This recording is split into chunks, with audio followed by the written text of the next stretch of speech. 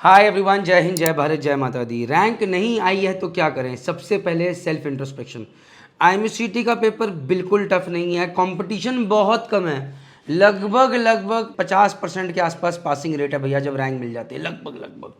अगर उसमें भी आपके पास रैंक नहीं आई तो आपको सोचना पड़ेगा कि भैया कहाँ मार खा गए, क्यों मार खा गए। जैसे जीएमडी अकेडमी में चिंतन करेगा अगले 15 दिन बैठ के कि भैया इंप्रूवमेंट में हमारा रिजल्ट और कैसे बेटर हो सकता था।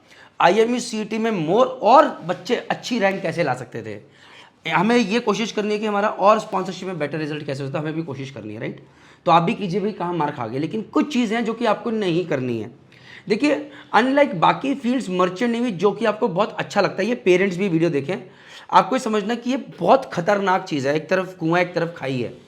अगर आपने एक भी गलत स्टेप रखा तो मौत निश्चित है। आप गलत कॉलेज में गए, आप ऐसे कॉलेज में, ऐसे कोर्स में गए जो कि ये प्रणीत मेहता, मर्चेंट नेवी, डिकोडेड या जीएमडी अकेडमी रिकमेंड नहीं करता, तो आप खतरों से नीचे नहीं हैं और बहुत दिक्कतें फंसेंगे। मैं रिसेंटली, मैं बहुत ज़्यादा डिटेल में नहीं जाऊँगा, कल को दिक्कत आ सकती है।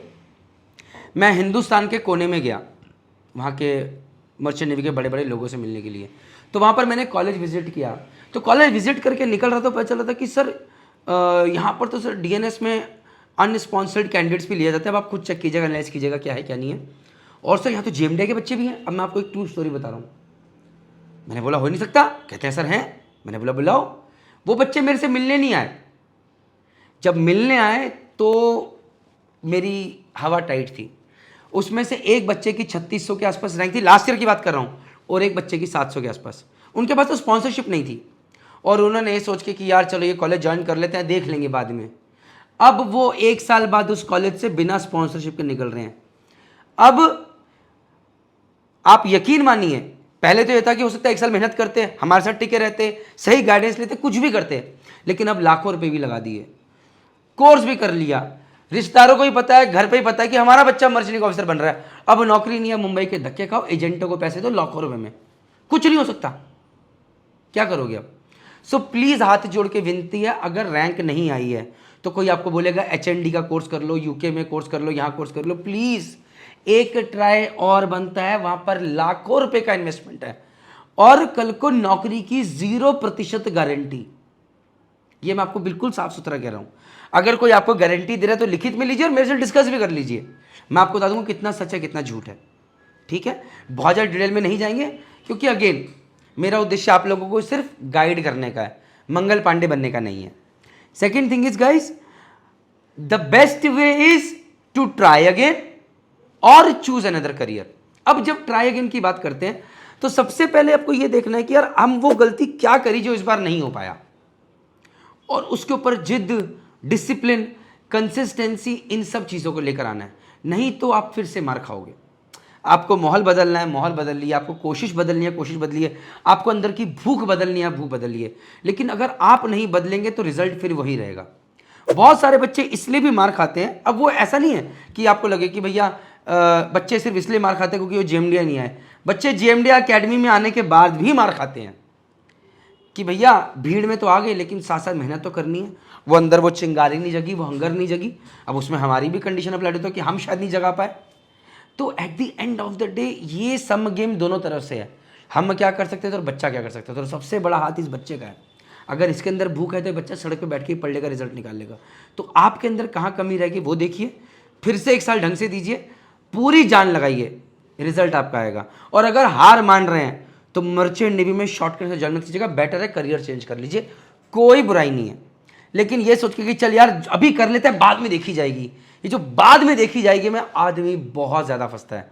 क्योंकि अभी तो मर्चेंट में आई नहीं, फिर तो लाखों रुपए भी दोगे, उम्मीदें भी जगाओगे, और फिर बाद में मुंबई की सड़कों पे कंपनी में जाके धक्के खा लोगे, please take my CV, please take my CV. एक दो अब आप बोलोगे सर आप तो हमेशा नेगेटिव बोलते हो, कुछ अच्छा ही बता दो, कुछ सोल्यूशन दे दो। देखो यार, डेक साइड के लिए मेरे पास कोई ज़्यादा अपॉर्चुनिटी नहीं है आपके लिए। इंजन साइड के लिए अगर आप इंजन साइड जाना चाहते हो, 2 अपॉर्चुनिटीज़ हैं। डेक साइड में तो भैया वापस रिपीट करो, अच्छी एमएससीटी में रैंक लेकर आओ, स्पॉन्सरशिप की तैयारी करो, जय माता दी, यही है। कैसे करना है वो आप देखो। अब जब इंजन साइड में अगर जाना है तो एक तरीका है कि यार बीटेक मैकेनिकल में अपने आसपास किसी ठीक ठाक कॉलेज में एडमिशन ले लो, सस्ते सस्ते में, लेकिन पढ़ाई अच्छे से करते हुए बीटेक मैकेनिकल में अच्छी परसेंटेज लेकर आओ। उसके बाद ग्रेजुएट मरीन इंजीनियरिंग एक कोर्स होता है, उसको स्पॉन्सरशिप के साथ करो और सिलेक्शन लेके जाओ। कॉर्पोरेट, ये आपका कम से कम 4 से 6 साल का प्रोग्राम बन गया। ठीक है, ये भी एक पॉसिबिलिटी है। दूसरी पॉसिबिलिटी ये है कि अगर आप इंजीनियरिंग साइड जाना चाहते हैं तो आप 1 साल मैकेनिकल इंजीनियरिंग करके अगले साल लेटरल एंट्री में उन बीटेक के कॉलेजेस में जाइए जो कि हम रिकमेंड करते हैं, अगर वहाँ पर सीट अवेलेबल है तो लेटरल एंट्री के बारे में मैंने बहुत सारे वीडियोस बनाए हैं, प्लीज़ आप वो देखिए।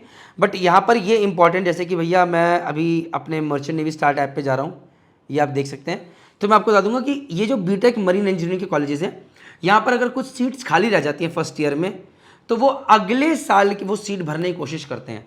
तो चाहे वो जैसे मैं बेस्ट कॉलेजेस में गया, IMUCT में मैं बीटेक में गया, तो मेरी कोलकाता, मेरी Mumbai, Tolani maritime institute, IMU Chennai, अब मुझे नहीं पता कि बाकी जो फ्लीट है, मर्स्क है, इन सब में भी लेटरल एंट्री निकलती, बट एटलीस्ट IMU कैंपसेस और तोलानी में तो निकलती बिकॉज दीज आर कॉलेजेस, यहाँ पर वो स्पॉन्सरशिप का फंडा नहीं है, तो एटलीस्ट यहाँ के लिए आप ट्राई कर सकते हो। IMU चेन्नई भी हो गया, उसके अंदर ऐड हो गया, तो यहाँ पर अगर सीट मिल रही है तो यहाँ पर आप लेटरल एंट्री में एंट्री ले सकते हैं और पढ़ाई करके आप कोशिश करेगा कि यहीं से आपका बीटेक मरीन इंजीनियरिंग प्लेसमेंट हो जाए।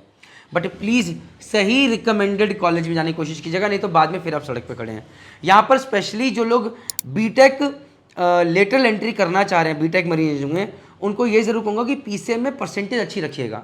वाई, उसके लिए एक सेपरेट वीडियो बनाऊंगा कि whether you should prefer GME और BTech lateral entry, why and why not, तो वो वीडियो भी आप अलग से देखिएगा ज़रूर।